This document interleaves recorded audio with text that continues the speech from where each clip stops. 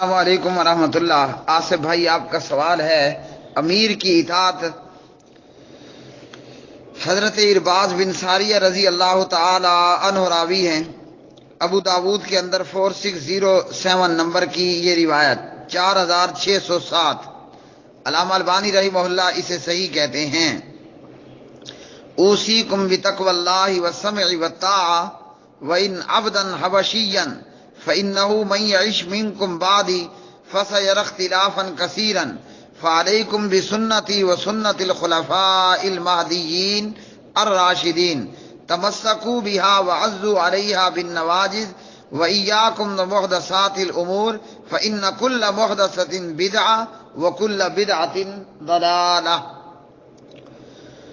میں تمہیں اللہ تعالیٰ کے تقوی کی، امیر کی بات سننے اور اطاعت کرنے کی تاکیدی تعلیم کرتا ہوں، تاکیداً حکم کرتا ہوں، اگرچہ وہ حبشی غلام ہی کیوں نہ ہو، یعنی تمہارا امیر، اور میرے بعد تم میں سے جو زندہ رہے گا وہ عنقریب بہت زیادہ اختلاف دیکھے گا، پس تم پر میری سنت اور میرے ان خلفاء کی سنت کو لازم پکڑ لینا ہے جو ہدایت یافتہ اور نیکوکار ہوں گے۔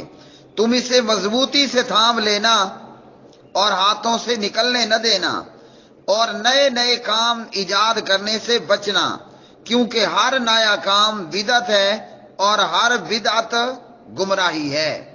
تو اس حدیث میں نبی علیہ الصلوۃ والسلام نے ہمیں تاکیداً یہ حکم دیا اور یہ تعلیم فرمائی کہ امیر کی اطاعت کرنی ہے، بھلے آپ کا امیر وہ حبشی غلام ہی کیوں نہ ہو، رنگ بھی کالا اور قوم کاسٹ بھی کوئی نہیں ہے، تو تب بھی اپنے امیر کی اطاعت کرنی ہے۔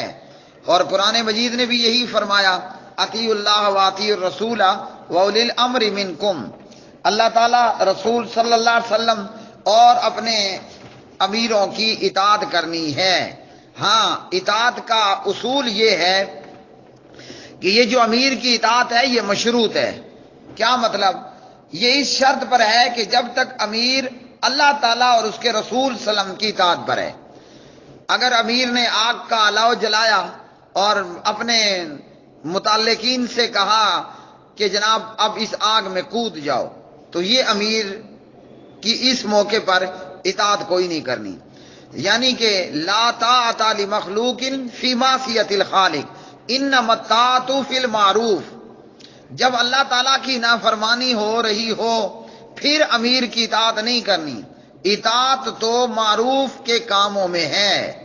امیر جب تک کتاب و سنت کے تحت رہے امیر کی اطاعت کرنی ہے، اور جب امیر کا معاملہ کتاب و سنت کے خلاف ہو، مثلا امیر محترم ووٹ پول کرنے پہنچ جاتے ہیں، یا امیر محترم فرماتے ہیں ہاں جی میرے کارکنانوں آؤ میں بھی جا رہا ہوں اور آپ بھی میرے پیچھے پیچھے آئیں اور ووٹ ڈالنا ہے، تو یہ ہے لا طاعۃ لمخلوق فی معصیۃ الخالق۔ یہ میں نے سیمپل دیا ہے، اس طرح کا کوئی بھی کام ہو سکتا ہے ایکس وائی زیڈ۔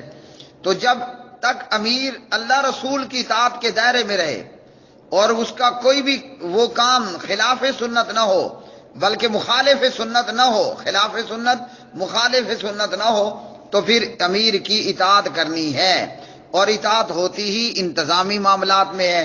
ہاں، جب کوئی معاملہ صریحاً کتاب اللہ سنت رسول اللہ صلی اللہ علیہ وسلم کے خلاف پڑ جائے، جس کا ایک سیمپل یہ ہے کہ امیر نے آگ جلائی اور کہے کہ جناب اس میں کود جاؤ، تو ہم سو آگ سے بچنے کے لیے مسلمان ہوئے نا، تو اس لیے ایسی کوئی اطاعت امیر کی نہیں کرنی، ورنہ امیر قرآن و سنت کے موافق یا قرآن و سنت کی روشنی میں جو بھی آپ کو حکم کرتا ہے اس کی اطاعت لازم کرنی ہے۔